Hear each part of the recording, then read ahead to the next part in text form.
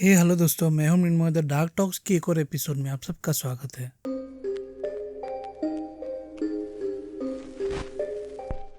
दोस्तों, आज की जो हमारी कहानी है वो है साउथ कोरिया से। और ये केस साउथ कोरिया का सबसे खतरनाक और ग्रुसम केस है। ये साउथ कोरिया का पहला ऐसा सीरियल किलिंग का केस है जहां पर जो सीरियल किलर था उसका कोई मोडस ऑपरेंडी था, यानी कि उसके खून करने का तरीका एक जैसा होता था। इस केस में बहुत सारी औरतों का रेप और मर्डर हुआ, और वो भी बहुत ही ग्रुसम तरीके से। लेकिन दोस्तों, ये केस एक बहुत ही ज़्यादा ड्रामेटिक केस है। ड्रामेटिक इसलिए क्योंकि 4 मुख्य कारण है इसमें। इस केस में सीरियल किलर को पकड़ने के लिए पुलिस फोर्स को 20,000 से ज़्यादा पुलिस वालों को एक 6 किलोमीटर रेडियस के छोटे से टाउन में लगाना पड़ा। ये केस 34 इयर्स तक चलता रहा। उसके बाद ही इस केस का खुलासा हो पाया। इस केस में एक आदमी को पकड़ भी लिया गया और पुलिस ने सबको यही बताया कि यही वो सीरियल किलर है। उसको कोर्ट ने उम्र कैद की सजा भी दे दी, लेकिन बाद में पता चला कि वो आदमी निर्दोष था। एक निर्दोष आदमी को इस केस में 20 साल की सजा हो गई। सिर्फ यही नहीं, ये इतना बड़ा केस था कि इसमें 40,000 सस्पेक्ट्स थे। नो डाउट पुलिस वालों ने काफी मेहनत की थी, लेकिन इसके बावजूद 34 इयर्स तक ये केस अनसॉल्व्ड रहा। और इसी केस के ऊपर 2003 में द मेमोरीज ऑफ मर्डर नाम की एक कोरियन फिल्म आई थी, जो बहुत ही ज्यादा हिट साबित हुई थी।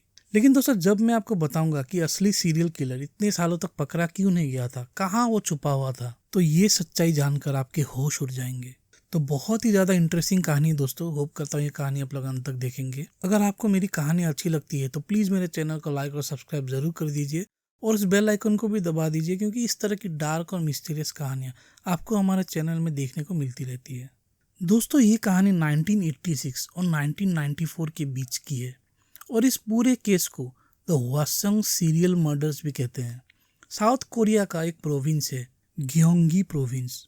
इसी ग्योंगी प्रोविंस का एक छोटा सा रूरल टाउन है, छोटा सा शहर मान लीजिए, जिसका नाम है हवास्योंग। ये शहर कोई ज्यादा बड़ा शहर नहीं था, ज्यादा लोग भी नहीं थे, और यहाँ पर कभी भी कोई बहुत बड़ा सीरियस क्राइम नहीं हुआ था। लेकिन दोस्तों, अचानक से 1986 में एक दिन हवासोंग में औरतों की सीरियल किलिंग्स और सीरियल रेप्स होना शुरू हो जाता है। जितनी भी विक्टिम्स थी वो सभी की सभी औरतें थी, और उनकी जो लाशें हैं वो किसी खेत वगैरह, ओपन फील्ड या किसी नाले के अंदर या फिर जंगल में मिलती थी। और जिस हालत में वो लाशें मिलती थी वो थी कि ज्यादातर लाशों में कपड़े नहीं होते थे, और उनके मुंह में उन्हीं औरतों का अंडर गारमेंट ठुसा हुआ होता था। उनके हाथ भी पीछे से बंधे हुए होते थे। इस पूरे केस की, इस सीरियल किलिंग की शुरुआत हुई थी 15 सितंबर 1986 को, जब 71 ईयर ओल्ड ली वान निम, जो अपनी बेटी को पास के ही टाउन में छोड़ने गई थी, वो अचानक से गायब हो जाती है। उसके परिवार वाले, उसके गांव के आसपास के लोग उसको बहुत ढूंढते हैं, लेकिन वो औरत मिलती ही नहीं है। 15 सितंबर को वो गायब हुई थी, और 19 सितंबर को उसके घर के ही पास से करीब दोपहर के 2 बजे उसकी लाश मिलती है। और जैसे मैंने आपको बताया कि लाशें इस तरह से मिलती है कि बदन पर ज़्यादा कपड़े नहीं होते, मुंह में उसी औरत का अंडर गारमेंट ठुसा हुआ होता है, और हाथ पीछे से बंधे हुए होते हैं। फिर पुलिस आती है और इस औरत की लाश को हॉस्पिटल लेके जाती है पोस्टमार्टम के लिए। और पोस्टमार्टम करते वक्त पता चलता है कि इस औरत के साथ रेप भी हुआ था।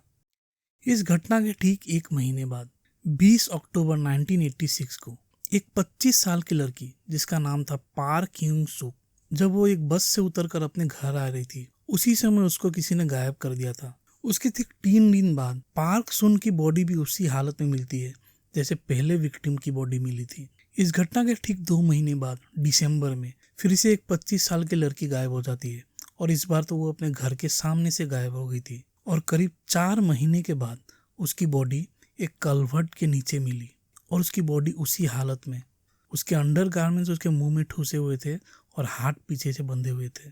और इन सभी के सभी केसेस में बहुत ही ब्रूटली आरएपी हुआ था। अब दोस्तों, इन 3 मर्डर्स के बाद और करीब 60 मर्डर्स ऐसे हुए, और ये सिलसिला अप्रैल 1991 तक चलता रहा। और 86 से 91 तक ह्योसुंग एरिया में ही, और वो भी सिर्फ एक 6 किलोमीटर के रेडियस के इलाके में 10 मर्डर्स हो गए थे। 10 तो हवासियोंग के इलाके में हुए, और 4 और इसी तरह के सेम मर्डर सेम तरीके से किए हुए ह्योसुंग के बाहरी इलाकों में हुए, यानी कि टोटल 14 महिलाओं का खून हो चुका था। दोस्तों ये जो ह्वासंग सीरियल मर्डर्स है, ये साउथ कोरिया का पहला ऐसा केस है जब एक सीरियल किलर का कोई मोडस ऑपरेंडी पकड़ा जाता है। इस केस में करीब 20,000 से ज़्यादा पुलिस वालों को नियुक्त किया जाता है और ये जो 6 किलोमीटर का रेडियस था, इतना छोटा सा, वहाँ पर चप्पे चप्पे पर पुलिस लगी हुई थी, चप्पे चप्पे पर। फिर भी पता नहीं ये सीरियल किलर इतना शातिर कैसे था कि पुलिस से बच बच कर वो सिर्फ ऐसे छुप ही नहीं रहा था, वो मर्डर्स भी कर रहा था। अब जब 20,000 पुलिस वाले होंगे तो सोचिए सस्पेक्ट्स कितने थे। सस्पेक्ट्स दोस्तों 40,000 से ज़्यादा थे। 570 लोगों के डीएनए सैंपल्स लिए गए और 180 लोगों के हेयर सैंपल्स। यानी कि पुलिस अपना काम बहुत ही अच्छी तरह से कर रही थी, लेकिन जैसे पुलिस मेहनत कर रही थी उसी तरह से ये सीरियल किलर भी अपने इन डिजायर्स को पूरा करने के लिए पूरी मेहनत कर रहा था।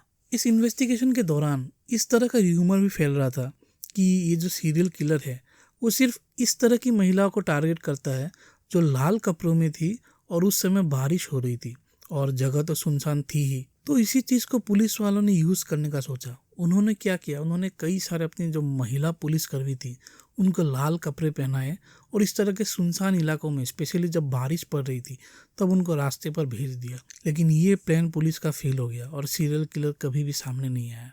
जब 7वां मर्डर हो रहा था तब उसी इलाके में जहाँ पे ये हो रहा था एक बस वाले ने इस किलर को देखा था, लेकिन दोस्तों उसने अच्छी तरह से नहीं देखा था। इसीलिए जब पुलिस वालों ने उसको कहा कि तुम स्केच बना सकते हो क्या, तो उसने एक स्केच बनाया, लेकिन वो अच्छी तरह से नहीं बनाया और इस चीज़ ने उस सीरियल किलर को काफ़ी मदद की। इस किलर के चुंगल से कई सारी लड़कियां बच भी गई थी। यानी कि जब वो असॉल्ट कर रहा था तो शायद आसपास कोई होगा, इसीलिए वो वहाँ से भाग जाता है। और इस तरह के जो विक्टिम्स हैं उनको भी पुलिस ने बुलाया अपने पास और उनका इंटरव्यू वगैरह लिया। और तब उन्होंने कहा कि ये जो किलर है वो एक बहुत ही पतला आदमी है और उसे देखकर लग रहा था कि वो अपने अर्ली 20s में है, यानी कि 21-22 साल का लड़का होगा। उसके जो बाल है वो काफ़ी शॉर्ट है और उसकी जो आंखें हैं उसमें डबल आईलिड है। उसकी जो नोज़ है वो भी थोड़ी लंबी नोज़ जैसी है। अब पुलिस को थोड़ा बहुत ये जो विवरण है इन सब विक्टिम से वो मिल गया था, एक स्केच उनके पास था, कुछ सबूत वगैरह तो थे ही। और इसीलिए 27 जुलाई 1989 को पुलिस को एक आदमी के ऊपर शक जाता है। इस आदमी का नाम है यून सुंग यू, जो कि एक 22 साल का आदमी था। और जैसे उस बस ड्राइवर ने उसका विवरण दिया था और फिर कुछ विक्टिम्स ने भी कहा था कि इसी तरह का लड़का था, पुलिस ने इस लड़के यून को उस 7वें मर्डर के लिए उठा लिया।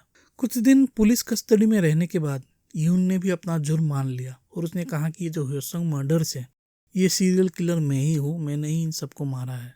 1989 में ही पुलिस ने ये पूरी की पूरी रिपोर्ट कोर्ट को सबमिट की और कोर्ट ने दोस्तों इस यून सुंग यू को पहले तो सीधे डेथ सेंटेंस ही दे दी।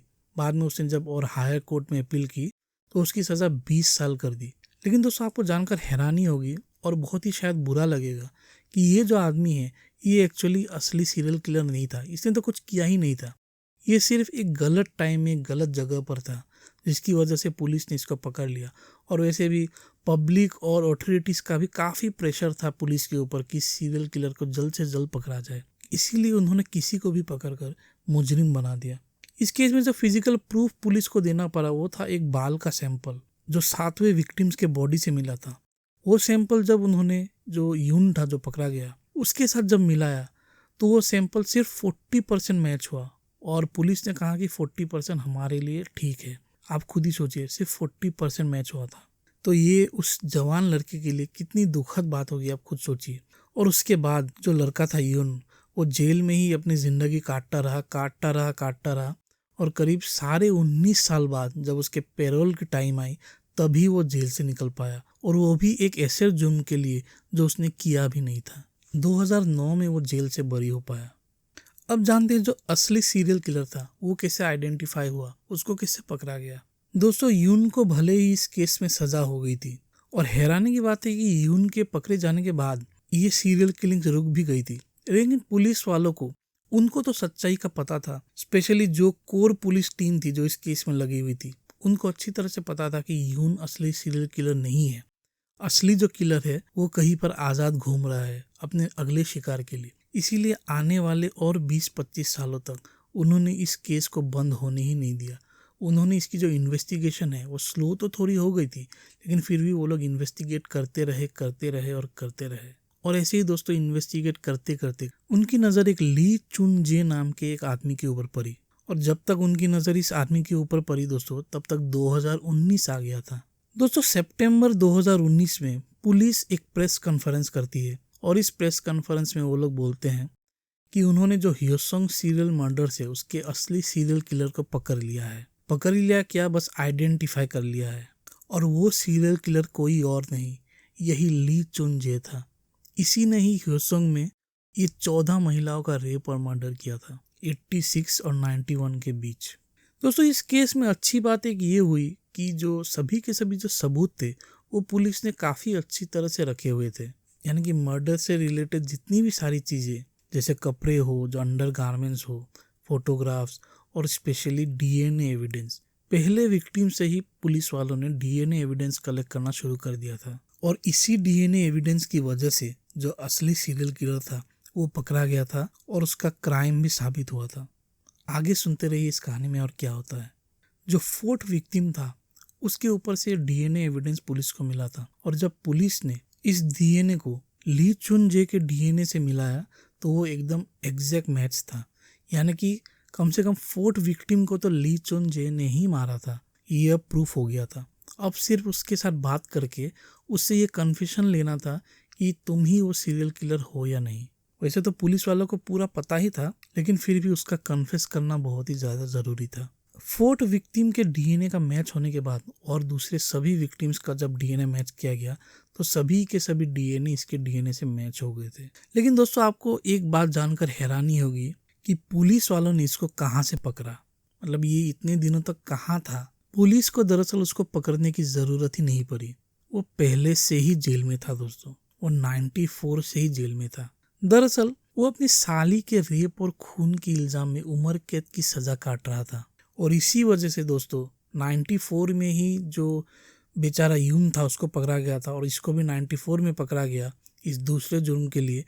और इसी वजह से जो सीरियल किलिंग्स थे वो रुक गए थे। दोस्तों होता ऐसा है कि जनवरी 13, 1994 को इसकी जो पत्नी थी वो उसको छोड़ चुकी थी और उसका मतलब गुस्सा इसके अंदर था। एक दिन ये कहीं पे जा रहा था तो इसको अपनी सिस्टर इन लॉ जो साली है वो रास्ते में मिलती है। वो किसी तरह से, वो 18 साल की एक लड़की थी, किसी तरह से उसको फुसला कर, बहला फुसला कर अपने घर लेके आता है और घर के अंदर आते ही वो उस लड़की के ऊपर हमला कर देता है। उसके बाद वो उसका रेप और मर्डर कर देता है। मर्डर करने के बाद वो उसकी लाश को एक हार्डवेयर स्टोर के गराज में फेंक देता है। उसके बाद सिर्फ इतना नहीं, वो उसके फादर के पास जाता है और बोलता है कि मुझे ऐसे मिली थी और गुम होने की शिकायत वगैरह वो खुद पुलिस के पास करने जाता है। लेकिन पुलिस भी काफ़ी शातिर थी, उनको पता होता है कि ज़्यादातर जो क्राइम है वो जाने पहचाने वाले ही करते हैं, इसलिए इसको देखते ही पुलिस को इसके ऊपर शक हुआ और इसके साथ जब पुलिस ने सख्ती से पूछताछ की तो उसने ये कबूल कर लिया कि हाँ उसने अपने साली को रेप और मर्डर किया है। फिर उसका अरेस्ट होता है और उसको पहले तो फांसी की सज़ा होती है, उसके बाद उस सज़ा को उम्र कैद में तब्दील कर दिया जाता है। और पुलिस की नज़र इसके ऊपर ऐसे पड़ी कि जैसे मैंने कहा था कि जो कोर टीम थी इस इन्वेस्टिगेशन की, उन्होंने कभी भी इस केस को इन्वेस्टिगेट करना बंद नहीं किया था। तो ऐसे ही इन्वेस्टिगेट करते करते वो लोग इस आदमी तक पहुंच गए थे। अब 2019 में जब पुलिस को डीएनए एविडेंस मिल गया था तो वो पहली बार जो ली चुन जे है उसके पास जाते हैं और उससे बातचीत करते हैं। पहले जब पुलिस उसके पास जा रही थी, ये अक्टूबर 2019 की बात है, तब जब उन्होंने सारे सबूत उसके सामने खोल दिए तब वो मानने को रेडी ही नहीं था कि उसने ये सब मर्डर किए हैं, ह्योसोंग जो सीरियल मर्डर से उसने किए हैं। 4 बार पुलिस उसके पास गई और वो मानने से उसने बिल्कुल भी इनकार कर दिया। लेकिन जब 5वीं बार पुलिस उसके पास गई और सभी के सभी सबूत उसके सामने रखे तब वो डिनाई कर ही नहीं सकता था कि उसने ये सब नहीं किया है। और तब उसने अपना जो कन्फेशन है वो करना शुरू किया और जब उसने वो करना शुरू किया तो पुलिस वालों के पसीने छूट गए और उनके होश उड़ गए कि उनके सामने जो बैठा है वो कोरिया का सबसे बड़ा सीरियल किलर है। उसने सभी के सभी जो 10 ह्योसोंग मर्डर्स थे उनको कबूल किया और ऊपर से जो ह्योसोंग के बाहर जो 4 मर्डर्स हुए थे उनको भी कबूल किया। सिर्फ इतना ही नहीं, उसने और अपने कुछ क्राइम्स बताए कि उसने 30 से ज़्यादा महिलाओं का रेप किया है और बहुत सारी महिलाओं का, अनगिनत महिलाओं के ऊपर उसने रेप अटेम्प्ट किया है।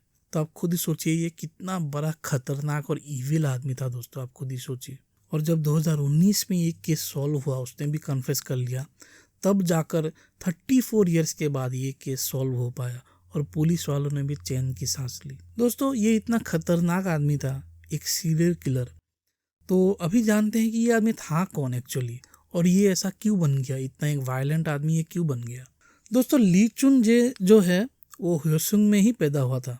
उसकी जो माँ थी उसका इंटरव्यू लिया गया था, तो उसने कहा था कि ली जो है वो बचपन से काफ़ी एक अच्छा लड़का था, मतलब वो एडुकेशन में काफ़ी अच्छा था, स्कूल वगैरह में अच्छा था। लेकिन हाँ, वो बहुत ही भयंकर टाइप का इंट्रोवर्ट आदमी था, शाय आदमी था बहुत। वो ज़्यादा दोस्त वगैरह नहीं बना पाता था। जनरली जो दोस्तों इंट्रोवर्ट्स जो होते हैं उसी तरह का वो था। बचपन में ली का एक छोटा भाई था जो ली का एक तरह से बहुत ही अच्छा दोस्त था, बेस्ट फ्रेंड जैसा था। लेकिन एक मिस्टीरियसली वो डूब कर मर गया था, और उसके मरने के बाद मतलब वो इंसिडेंट ली के ज़िंदगी में एक बहुत ही बड़ा, बहुत ही दुखद इंसिडेंट था। और उसके बाद ली की भी जो उसका जो नेचर है वो काफ़ी चेंज हो गया था इस इंसिडेंट के बाद। उसकी माँ कहती है कि उसके भाई की मौत की जो खबर है उसने ली को ट्रॉमेटाइज कर दिया था। 1983 में ली ने हाई स्कूल पास किया, और हाई स्कूल पास करने के बाद वो साउथ कोरिया के आर्मी में शामिल हो गया, और वहाँ पर वो एक टैंक का ड्राइवर बन गया था। उसने 3 साल आर्मी में बिताए, और ये जो 3 साल थे वो उसके कैरियर के लिए, मतलब उसके लिए काफ़ी इम्पोर्टेंट साल थे, क्योंकि वो आर्मी में जाकर एक्चुअली सच में वो ऐसा महसूस कर रहा था कि उसको रेस्पेक्ट मिल रहा था, वो कुछ अच्छा काम कर रहा था। लेकिन आर्मी से निकलने के बाद उसकी जो लाइफ है वो पूरी तरह से चेंज हो गई थी। 1990 में ली एक कंस्ट्रक्शन कंपनी में काम करने लगा था। वो एक क्रेन चालक के रूप में काम कर रहा था, लेकिन उसके पास क्रेन चलाने का लाइसेंस नहीं था। और उसके बाद ये जो छोटी मोटी नौकरी होती है, इस तरह का सिलसिला उसके ज़िंदगी में चलता रहा। लेकिन कभी भी वो एक जॉब में नहीं टिक पाया। कभी ड्राइवर, कभी डिलीवरी मैन, या कभी क्रेन चालक, इस तरह का काम वो करता रहा। 1992 में उसकी शादी भी हो गई थी, और उस शादी से उसको एक बेटा भी हुआ था। लेकिन उसकी पत्नी कहती है कि ली एक बहुत ही वायलेंट आदमी था, और वो रोज़ शराब पीकर उसकी पत्नी और उसके बेटे को मारता था। अब ये तो हुई उसकी ज़िंदगी की बात। अभी जानते हैं कि वो सीरियल किलर क्यों बना। तो जब पुलिस ने उसको पकड़ा और उसका पूरा इंटरव्यू लिया गया, उसके बाद पुलिस ने बताया कि ली जो था उसका सेल्फ एस्टीम बहुत ही डाउन रहता था, मतलब भयंकर किस्म का इंट्रोवर्ट आदमी था वो। लेकिन जब वो मिलिट्री में गया था तो जिंदगी में पहली बार उसको ये फीलिंग हुआ कि उसने कुछ अकॉम्प्लिश किया है। वो खुद को सेल्फ रिलायंट समझने लगा था। टैंक जैसी एक भारी भरकम चीज को चलाकर उसको बहुत ही ज्यादा प्राउड होता था। लेकिन जब वो मिलिट्री से बाहर आया तब उसका जो लाइफ था वो पूरी तरह से मतलब चेंज हो गया था। मिलिट्री में आप खुद ही मतलब आप वो ट्रांजिशन सोच के देखिए कि मिलिट्री में कितना डिसिप्लिन होता है, कितने मिलियंस ऑफ डॉलर्स के इक्विपमेंट आपको हैंडल करने पड़ते हैं, ये टैंक, मिसाइल वगैरह। और उसके बाद जब आप असली दुनिया में आ जाते हैं रिटायर होकर, तो यहाँ पर एडुकेशन या इस तरह के एक्सपीरियंस के बेस पर आपको नौकरी मिलती है। तो इसका तो वैसे कोई एक्सपीरियंस था नहीं, इसलिए उसको ड्राइवर या क्रेन ऑपरेटर ये वो छोटी मोटी नौकरियां करनी पड़ती थी, जिसकी वजह से ये डेली और ज़्यादा फ्रस्ट्रेट होते जा रहा था। और इसीलिए इस फ्रस्ट्रेशन को मिटाने के लिए उसने सेक्स क्राइम्स करना शुरू कर दिया था। औरतों को चोट पहुंचाकर, उनका आरएपी करके या फिर इस तरह के सेक्सुअल असॉल्ट करके वो खुद को मतलब सेटिस्फाई कर रहा था। जब डॉक्टर्स ने उसकी जांच की तो डॉक्टर्स ने सीधे मुंह कहा कि ये जो ली है वो एक साइकोपैथ है। और इसका दिमाग ऐसे काम करता है कि जो विक्टिम्स के पेन और सफरिंग है, जब उनके लास्ट मोमेंट्स में वो लोग शायद इसके सामने भीख मांग रहे होंगे, तो ये सब देखकर उसको मजा आता था और उसको जरा भी बुरा नहीं लगता था। और इन 14 खून को करने का उसका सिर्फ एक ही मोटिव था, वो था उसके सेक्सुअल डिजायर्स। दोस्तों, नवंबर 2, 2020 को एक मुकदमा चलता है जहां पर जो सीरियल किलर ली है वो कोर्ट के सामने आता है, और वो सबके सामने ये कन्फेस करता है कि होसंग सीरियल मर्डर्स उसी ने किए हैं, और 4 और यानी कि टोटल 14 मर्डर्स उसी ने किए हैं। और जब उसने ये कन्फेस कर दिया तो जो यून था जिसको गलती से पकड़ लिया था, तब जाकर उसको इस केस से एक्विटल मिलता है। और इस तरह से 34 इयर्स के बाद ये मामला फाइनली सॉल्व होता है। लेकिन दोस्तों, आपको एक बात जानकर बहुत ही ज़्यादा हैरानी होगी। भरे कोर्ट के सामने ली ने भले ही ये कन्फेस कर लिया कि उसने ये सभी के सभी मर्डर किए हैं, लेकिन ना तो पुलिस, ना तो अथॉरिटीज़ या कोई नेता उसका कुछ भी बिगाड़ सकता है। वो इसीलिए क्योंकि कोरिया में एक लॉ है कि कोई भी अगर केस 15 साल तक ऐसे डोरमेंट पड़ा रहता है, उसमें कोई भी कार्रवाई नहीं होती, अरेस्ट नहीं होता, तो उस केस को खारिज कर दिया जाता है। अब 15 साल के बाद अगर वो खूनी मिल भी जाता है तो भी उसको प्रोसिक्यूट नहीं कर सकते। और इसी चीज़ की वजह से ली ने कन्फेस भी किया, लेकिन उसको इन सभी 14 मर्डर्स की सज़ा उसको नहीं मिल सकती। आप खुद ही सोचिए ये किस तरह का लॉ एंड ऑर्डर है कोरिया में। और उसको ये कानून बहुत ही अच्छी तरह से पता था, इसीलिए तो 15 साल होने के बाद ही उसने कन्फेस किया। हालांकि वो भी जेल में है, क्योंकि वो जो उसने अपनी साली का खून किया था उसके जुर्म में उसको लाइफ सेंटेंस है। लेकिन इन सभी 14 महिलाओं का जो खून उसने किया था उसकी उसको 0 सज़ा मिली, 0। दोस्तों इस कहानी के ऊपर एक बहुत ही अच्छी मूवी है, द मेमोरीज ऑफ मर्डर। ये कोरियन मूवी है और इस मूवी को बनाया है जो पैरासाइट मूवी जिसको ऑस्कर मिला था, उसके जो डायरेक्टर थे, आई थिंक उनका नाम बून ऐसा कुछ था, तो उन्होंने इस मूवी को बनाया था। काफ़ी अच्छी मूवी है, आप देख सकते हैं। तो दोस्तों यही कहानी थी आज की। होप करता हूँ ये कहानी आपको पसंद आई है। अगर अच्छी लगी तो प्लीज़ मेरे चैनल को लाइक और सब्सक्राइब ज़रूर कीजिए। कमेंट में भी कुछ लिखिए। जल्द मिलता हूँ ऐसी एक और ख़तरनाक कहानी को लेकर। Till then, thank you so much.